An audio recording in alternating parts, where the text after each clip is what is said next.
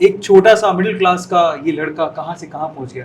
Sir मैं ये जानना चाहता हूँ और बहुत सारे व्यूअर्स जानना चाहते हैं, द सोनू शर्मा उस टैग तक एक मिडिल क्लास का लड़का कैसे पहुँचा? और कहानी कुछ ऐसी है कि 98 में ग्रेजुएशन करके जब घर पहुँचे तो और मैं अरविंद आपको बता दूं कि अपन 50% मार्क्स वाले स्टूडेंट हैं, कोई बहुत ज़्यादा परसेंटेज नहीं आती थी हमारी।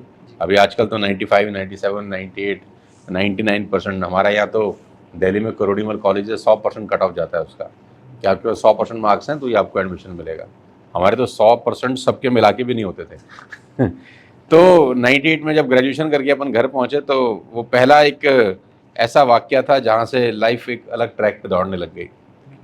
पढ़ते लिखते थे नहीं, सीरियस नहीं थे लाइफ में, और बहुत जैसे नॉर्मल मिडिल क्लास फैमिली के लड़के छिछोरे होते हैं ना, वैसे हम सब छिछोरे थे और सब उल्टे सीधे काम करते थे। मतलब यहाँ तो बताना भी नहीं चाहिए कि क्या क्या करते थे, और समझ सब गए होंगे कि क्या क्या करते होंगे तो जब पहुँचे घर तो फादर साहब को बताया कि आज हम पापा पास हो गए। हमारे लिए पास होना तो कि बड़ी बात। एवरेस्ट चढ़ जाना था कि हम पास हो गए तो परसेंटेज तो कोई पूछता ही नहीं था ना उस दौर के अंदर। 97, 98 में तो पूछता पास हो जाएगा ना, भाई इतना ही बहुत है। बहुत खुश थे तो हमने बोला कुछ हमको तोहफा दीजिए, अब पास हो गए अपन। तो इवेंट टू द रूम वापस आए, मुझे याद है वो पेपर जैसा आपके हाथ में है ना, उन्होंने मेरे हाथ में दिया तो मैंने पढ़ा, मैंने कहा ये क्या है, तो बोले we have a loan of 3 lakh rupees and you have to pay. और ये बात है 98 की। तो आज से अगर आप 25 साल पहले चले जाएं और उसको 3 लाख रुपए का वैल्यू निकालें तो मुझे लग रहा है आज का करीब करीब 50 लाख या 1 करोड़ रुपए हो सकता है वो।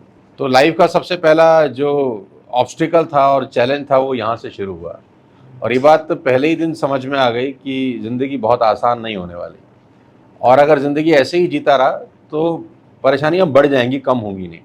और फिर ईश्वर ने बहुत मदद करी। कहते हैं जी, जहाँ चाह वहाँ राह, हिम्मत मर्दा और मदद खुदा। इंसान की मदद वो करता है अगर आप कुछ दृढ़ निश्चय कर लेते हैं। तो फिर लग गए काम के अंदर और बाज़ार में उतर के धीरे धीरे धीरे मेहनत करनी शुरू कर दी, और फिर आखिरी में खुदा मेहरबान हो गया, गधा पहलवान हो गया। जैसे सर आपने अभी बोला कि आप 19 साल के थे और बहुत सारे डिस्ट्रैक्शंस थे, डिस्ट्रैक्शन समझ पा रहे हैं, और वही सेम प्रॉब्लम बहुत सारे यूथ के साथ आज है।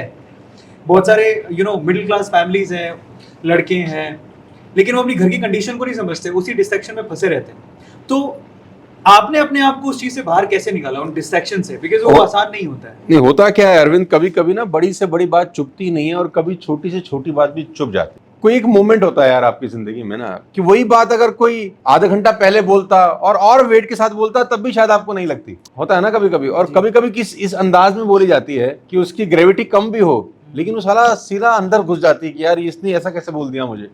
तो वो मोमेंट ऐसा था, जिस तरीके से पापा और मेरा वो डिस्कशन हो रहा था तो आई वॉज वेरी नर्वस, और मुझे ये लग रहा था कि यार हमारा मकान मॉर्गेज था, तो मुझे लगा यार ये मकान बिक जाएगा, यार मकान बिक जाएगा तो यार बड़ा वैल्यू, गुडविल खराब हो जाएगा यार। मतलब स्टूडेंट अगर चाहता है तो कोई ना कोई मास्टर आ जाता है आपको सिखाने के लिए। तो हमारे पिताजी के एक दोस्त थे, वो चार्टर्ड अकाउंटेंट थे, राजीव नाथवानी उनका नाम था। तो मतलब मुझे उनके पास ले गए तो राजीव जी ने बताया कि हम मेरे पास एक तरीका है तुम्हारा लोन उतारने का। तो पापा ने पूछा क्या तरीका है, बोला लोन उतारने के लिए लोन ले लो। अच्छा तो और लोन उतारने के लिए लोन कैसे ले लो, तो उन्होंने बोला एक भारत सरकार की योजना है PMYR, प्रधानमंत्री रोजगार योजना। ये उन निकम्मों लोगों को लोन दिया जाता है जो जिनके पास मोर्गेज करने के लिए कुछ नहीं है, तो अप टू 1 लाख रुपीस आपको मिल जाएंगे। तो हमने एक ऐसी डमी से कागज बनाए कि हम कंप्यूटर इंस्टीट्यूट खोलना चाहते हैं टाइप्स, हमको उसके लिए कर्जा चाहिए।